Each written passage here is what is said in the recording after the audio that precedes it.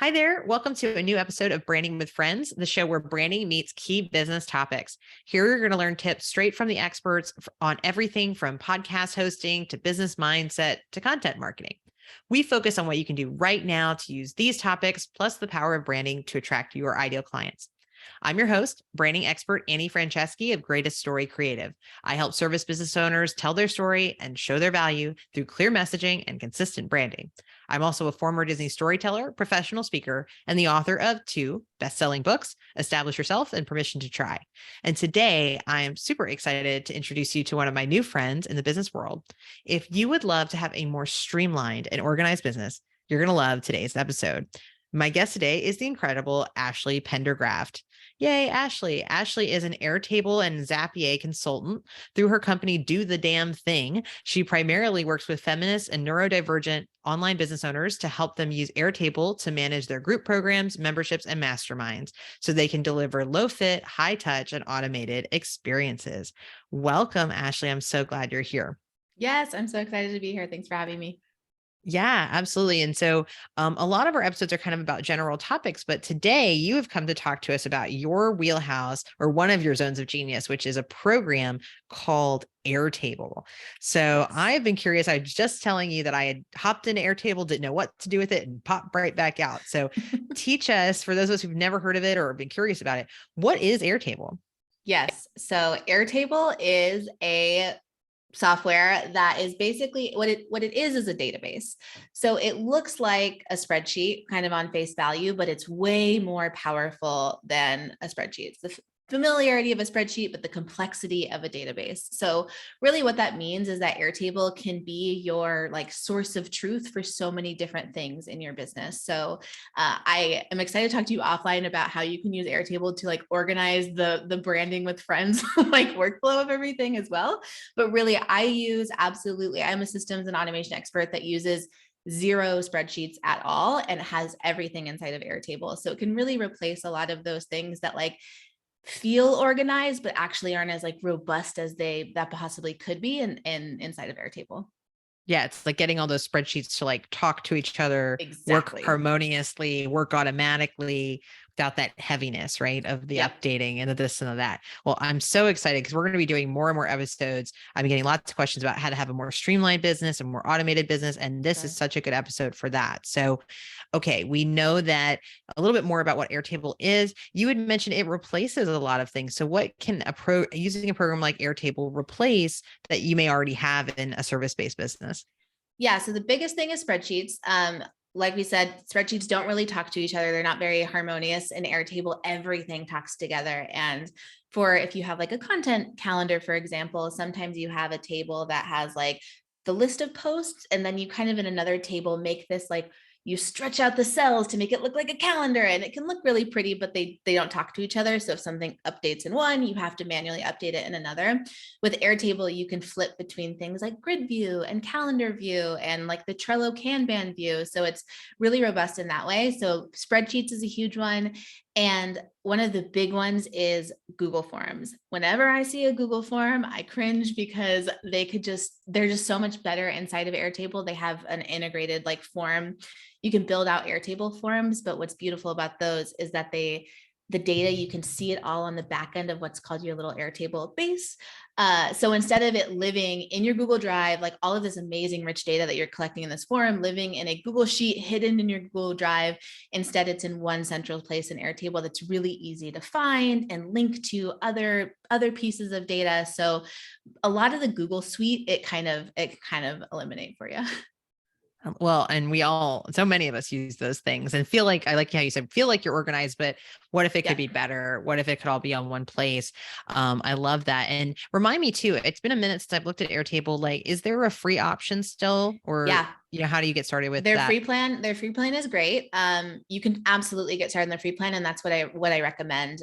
There are some bonuses of upgrading to the pro plan, which I think right now is like $20 a month or something, but it's like being able to brand your forms or having more color options on your calendar. So once you like are in Airtable on the free plan and you like can't live without it, which everybody is a convert afterwards, then it's really easy just to upgrade. It's like one of the other big reasons to upgrade is just record space as well. So if you're starting to use it and just have more data, they'll let you know, hey, it's time to upgrade into a bigger plan. But that's like 1,500 records or something. So you have a lot of time to get there, to get comfy in it. Yeah. Well, thanks for helping us get our bearings. And I know folks who watch Branding with Friends know that there are always 3 great tips. And for today, we thought we would do, Ashley has brought along 3 different ways you could use this program Airtable in your business to make it more streamlined and more centralized, get your business more organized. Amen. I am very curious about this. So they're not in any particular order. They don't build on themselves, but they're certainly all interrelated and all can be better managed in Airtable. So we're going to do our first 2, and then we'll save the 3rd for the end to make sure you listen all the way through the episode. But for today, Ashley, where should we get started? What would be a really great first use case for Airtable? Yeah. So the biggest thing Airtable can do for you is give you a source of truth.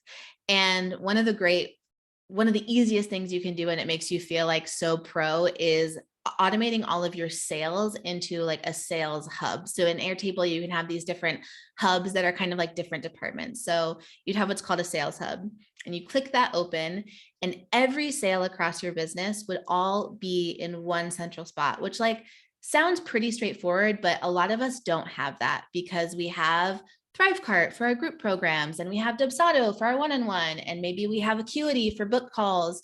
So we know kind of theoretically how much money we've made for the month, and we could definitely pull those reports if someone asked us. But there's so much power in having that all go into one central spot in real time.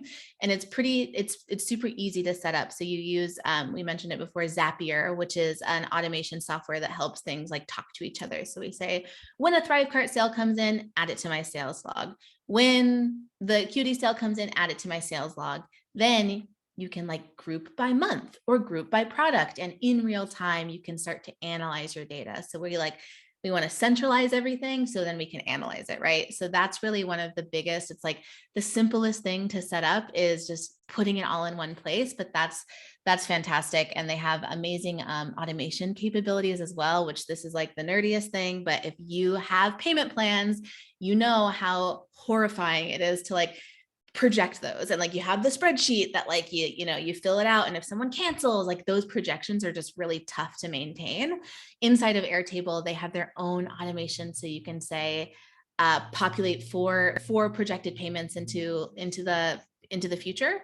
So when I go into my sales hub, I know how much monthly recurring revenue MRR that I'm expecting for the next 6 months because it's projected like automatically. So that stuff is like such a game changer. That alone is like it's the reason to join. It's like the reason to get it, but that's just the reason to get it, which it is free. Yeah. Yes. And I will also just go ahead and say, I know many people who listen to this are not tech savvy, and there are people who are virtual assistants who can help you with Airtable. Ashley is a consultant in this. It's part of why I'm having her on the show. So she has great resources around this product. So there are people who can then get it set up for you, and then you're just maintaining it. And I love this idea of the sales hub. I teach something I call a real-time revenue tracker. And this is something that has really grown my business dramatically and helped me make good choices to keep my brand what I want it to be, to like let things go, add things, having that visibility to how your sales are going, what is working, what isn't, where your clients are coming from. I currently track that in a manual spreadsheet, and that is my real-time revenue tracker. And it is not that hard for me to maintain for the kind of business that I have, for a lot of doing, a lot of one-to-one work. But as it scales and grows, I see so much value in what Ashley is saying. And just honestly, if I didn't have to manually maintain it, that would be really nice. And it would save me a lot of time. But I love that you're bringing this up of when you can have the data right in front of you, the information. There's so many people I work with who have no clue where they are in the year, what parts of their business are selling well. This is one of my biggest secrets to success, is having the visibility to what is going on so that you can make informed decisions of, what do I want to be known for? Is that working? How can I make that better? So love it, love it, love it. I think that's that first use being the sales hub, having an at a glance of all the things going on in terms of revenue in your business. What is a second way that we could be thinking of using Airtable?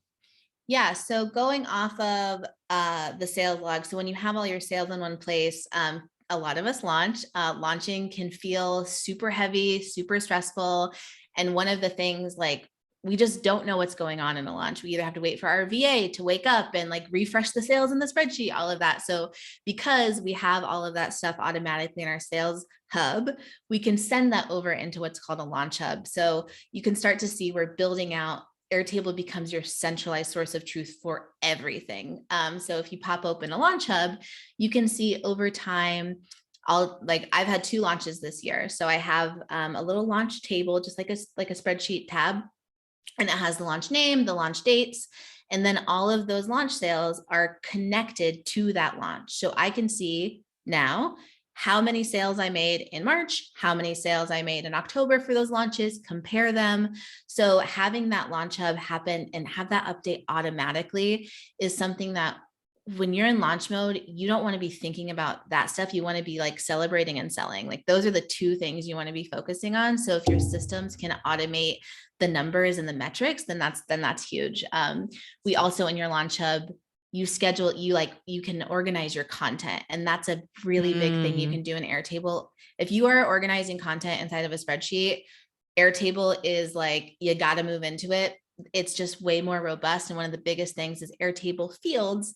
You can have different field types, including attachments. So like even just having images, being able to be connected to a record, like it's so you could much search more it and go like, where are all my headshots? Exactly. Where are all my pictures of me with clients? Where are my logo? And for branding, like your yeah. brand kit could all of those things could exist there too. So it really becomes your centralized database. And now when I have my next launch, I can go into that launch hub and see all of the emails I sent, what performed the best, because we track our metrics in the hub, can repurpose them. It's just when everything's in one central place, it's all there for us to like. You're way more likely to use it. If Exactly. you can see it, you can see it. You're never going to open that many tabs and really be able to compare.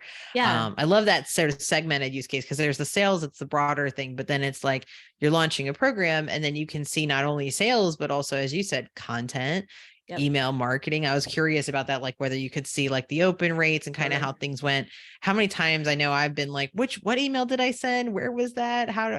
The more you can get to that stuff, the faster, the more consistent and clear you can be as a brand and as a business. And that is what we all know drives sales, right? The more clear and consistent you can be, pulling those learnings in. If you're constantly reinventing the wheel, you are not likely consistent at what you're doing. Right. Yeah. And like I have ADHD, and with that, like object permanence is a big thing. So it's like, if it's hidden in my drive, like all these beautiful launch debriefs, if they're hidden in my Google Drive, I will forget that they existed. All of that work my team put together to make the reports and it's useless. And so to have everything like really visible, top of like in one place, really helps neurodivergent business owners, if that's something that you struggle with too. Yeah. And I'm really glad that you said that and brought that up. And that's one of the reasons I wanted to have you on the show. I hope that people notice that I am always intentionally trying to bring on guests that not only are brilliant at what they do, but also represent different perspectives, different voices. And I love that you specialize in helping neurodivergent and feminist audiences. I think that those things are really important, and that accessibility is really important. And I continue to learn and coach from folks that have ADHD, and it is critically important to have that those organization steps in place, right? But for everyone, regardless of whatever your differences may be, I think this is such a powerful tool. Fantastic. And I know that people are like, okay, I am very curious about this. I need to learn more about how Airtable works. I know you were going to mention something about how to get in touch with you. So how can folks get in touch with you about Airtable? What's the best next step they can take to dive into this world? Yeah. So where I hang out the most is my email list. So there'll be a link to join our email list. And we really talk about growing your group program and your group offer with Airtable. So really showing you how you can use Airtable in all of these interesting ways, just to like streamline and centralize and all of that stuff for your business. So it's been like, I love, there's so much visual stuff too. We send videos of like what these things look like, what does the sales hub look like? What does the launch hub look like? So those will all be, if you sign up for our email list, then that's the best place you can get that behind the scenes. We'll definitely be sure to check that out. We've got links for all of the things that Ashley just mentioned, and hopping on her list, which I'm very grateful to be on because I am learning all the things already. So you have already shared with us a couple of great use cases for this Airtable program. So Airtable being this amazing program, it's going to replace a lot that you've already got, give you at a glance and really put your spreadsheets to work for you in a more automated, integrated way. So our first use case was an amazing all at a glance sales hub, all your sales, all your revenue, all in one place to look at and compare. The second being like looking launch by launch and organizing not only the sales, but the content and the emails as well. What is that third way that you thought would be really a great way to get started with Airtable? Yeah. So the third way is client management. So this is so huge, especially for if you have an online course or a group offer, or you want to create one. The thing about those offers is that there is so much rich data living in a bunch of different places, in those Google forms for your onboarding forms, in your Q&A call forms, in your Facebook group or your circle group or your course. Like there's so much information about your student and your student experience that is just floating around. So like a broken record at this point, but bringing it all in to one source of truth in Airtable, especially for a group offer, is so important. So imagine, you have your group offer hub and you can pull up a student and you can see their little record. And because everything is connected to it, you can see when they filled out their onboarding form, you can see how many questions they've submitted. If they haven't submitted a question to the Q&A calls in 2 weeks, automate sending them a check-in email. Because it's all centralized, you're able to really use that data to check in with people, make them feel seen. If their end date is 30 days out from now, and improve their brand experience so that they recommend you, they have the transformation you want them to have. Yeah, because I don't want people to be mad that my programs, I have a group program, Systems Over Stress, is scaling. I want them to be stoked. And oftentimes, if you are in a program that is getting bigger and the systems are not set up to, like, it used to be manual check-in because you could remember where everyone was at. But when you get to 50 people, you can't really remember how everybody's doing, but you still want to make sure people feel like seen and heard and taken care of. And when you have all their student data in one place, you can leverage that information to really like improve your client experience and make sure that they're checked in with and all of that stuff. So that's really big. Absolutely. If you have a group program or mastermind or membership, you need Airtable. And this is the hill I die on. It's like, this is what I believe, offer that like you absolutely need Airtable. And you need this group offer hub, and no one teaches the way that, this source of truth thing like we do. So we're really proud of it. But yeah, absolutely. Client management is so beautiful and easy and scalable inside of Airtable. And it's my favorite thing.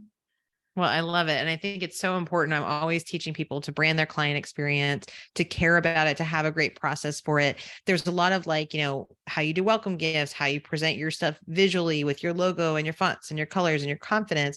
And part of what drives that, I think you've just hit on really well, which is the quality of that experience, the seamlessness of it, that ability to know, even at a high scale, like you can't be in touch with everybody, but being able to have systems in place that are going to catch people and keep them engaged with you, that is only a great thing for your brand and business. So I'm so grateful you've shared these tips with us today.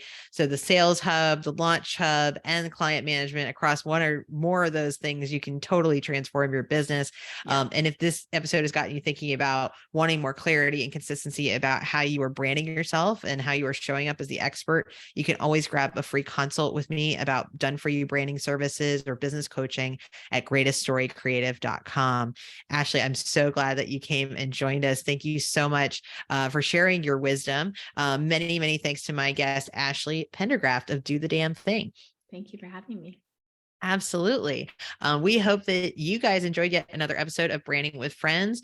Tune in next time when we're going to tackle another topic where branding and business meet. Until then, I'm Annie Franceschi of Greatest Story Creative. You can find all our past episodes, branding resources, and so much more on our website, greateststorycreative.com. Stay awesome.